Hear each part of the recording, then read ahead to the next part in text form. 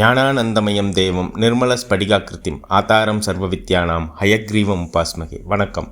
ALP ஜோதிடர் உங்கள் லோகநாதன், கோவையிலிருந்து. எனக்கு ஏஎல்பி ஜோதிட முறையை கற்றுக் கொடுத்த அனைத்து குருமார்களுக்கும், ஏஎல்பி முறையை உருவாக்கிய மதிப்பிற்குரிய பொதுவுடைமூர்த்தி ஐயா அவர்களுக்கும் என்னுடைய மனமார்ந்த வணக்கத்தை இந்த நேரத்தில் நான் சொல்லிக்கிறேன்.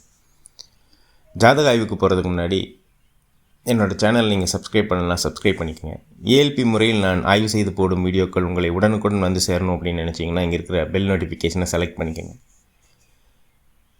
இந்த வீடியோவில் நம்ம ஏஎல்பி முறையில் ஆய்வு செய்யும் ஒரு நிகழ்வானது 44 வயதை நெருங்கி கொண்டிருந்த ஆண் ஜாதகருக்கு நிகழ்ந்த ஒரு ஓப்பன் ஹார்ட் சர்ஜரி நடந்தது. அந்த நிகழ்வை எப்படி நம்ம ஏஎல்பி முறையில் துல்லியமாகவும் எளிமையாகவும் ஆய்வு செய்யலாம் அப்படின்றத பார்ப்போம். இவர் பிறந்தது துலாம் ராசி, மகர லக்னம். 44 வயதிற்குரிய அச்சய லக்னமாக இவருக்கு வந்தது மிதுன லக்னம். அதிபதி 1க்கும் 4க்கும் ஆதிபத்தியம் பெற்ற புதன் பகவான். அவர் நின்ற நிலை 7ஆம் வீடாகிய தனுசு வீடு. அப்போ இருதயம் அப்படின்றது நம்ம 4ஆம் பாவகம் பார்ப்போம். அப்போ மிதுன வீட்டுக்கு 4ஆம் பாவகம்ன்றது கன்னி வீடு, அதிபதி புதன் பகவான்.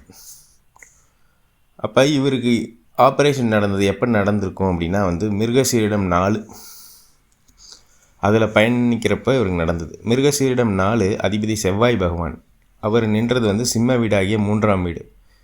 ஜாதகருக்கு அது 3ஆம் வீடு, ஆனால் 4ஆம் பாவத்துக்கு அது 3ன்றது 12ஆம் வீடாக வரும். அப்போ ஜாதகர் அங்கே 4க்கு சுபமற்ற தன்மையில் இருக்காருன்றது நமக்கு ஒரு நிகழ்வு இங்கே தெரிஞ்சிடும். அப்போ இவருக்கு 4ஆம் பாவகத்தில் சனி பகவான் இருக்கார். அப்போ இதை வச்சே நம்ம சொல்லிட முடியும், சனி பகவான் மிதுன லக்னத்துக்கு 8ஆம் அதிபதி. இப்போ 8ஆம் அதிபதி ஒரு இடத்துல இருக்காருன்னா அது பிரச்சனையை தான் கொடுக்க போகிறாரு நமக்கு தெரிஞ்சிடும். அதை நம்ம தவிர்க்க முடியாதுன்னு தெரிஞ்சிடும். அப்போ இவர் சனி பகவான் இங்கே 4ஆம் இருதயம் சம்மந்தப்பட்ட அந்த 4ஆம் பாவத்தில் இருக்கிறப்ப இங்கே பிரச்சனை இருக்குதுன்னு தெரியுது. அவர் அமர்ந்த அந்த பாத சாரம் பார்த்திங்கன்னா உத்திரம் பாத சாரத்தில் தான் இருக்கார். அப்போ இதிலேருந்தே நம்ம இந்த ஒரு நிகழ்வுலேருந்தே சொல்லிட முடியும், இருதயம் உங்களுக்கு பிரச்சனையாக போகுது அப்படின்றது. இதை நம்ம ஏஎல்பி முறையில் இப்படி எளிமையாகவும் துல்லியமாகவும் சொல்லிட முடியும். இந்த ஒரு அதிபதி சனி பகவான் என்ற நிலையை வச்சு மட்டுமே நம்மளால் சொல்லிட முடியும். இதை தவிர்க்க முடியுமா அப்படின்னு கேட்டால் கண்டிப்பாக அதை தவிர்க்க முடியாது. இதை தான் நம்ம கர்மான்னு சொல்கிறோம். சில விஷயங்களை தான் நம்ம தவிர்க்க முடியும், இந்த மாதிரி விஷயங்கள் நம்ம தவிர்க்க முடியாது. இப்போ தவிர்க்க முடியாது அப்படின்றத தெரிஞ்ச பிறகு நம்ம இவர் ஏஎல்பி படிச்சிருந்தார், இல்லை ஏஎல்பி ஜோதிடர் அணுகி முன்னாடியே அதுக்கு பலன் அவருக்கு பிரபஞ்சம் கேட்க வழி விட்டுருந்தது அப்படின்னா இவர் என்ன பண்ணியிருந்துருக்கலாம், ஒரு மெடிக்கல் இன்சூரன்ஸ் எடுத்து வச்சு அதுக்கான ப்ரிப்பேர்னஸோடு தான் இருக்க முடியும். வேறு வழி ஒன்றுமே கிடையாதுங்க. இதனால தான் வீட்டுக்கு ஒரு ஏஎல்பி ஜோதிடர் வேணும் அப்படின்றத மதிப்பிற்குரிய பொதுவுடைமூர்த்தி ஐயா அவர்கள் வலியுறுத்துறார். இதே போல் உங்களுடைய ஜாதகங்களுக்கும் எளிமையாகவும் துல்லியமாகவும் பலன் பார்க்கணும் அப்படின்னா நீங்கள் இந்த ஸ்க்ரீனில் தெரிகிற நம்பருக்கு என்னை தொடர்பு கொள்ளுங்கள்.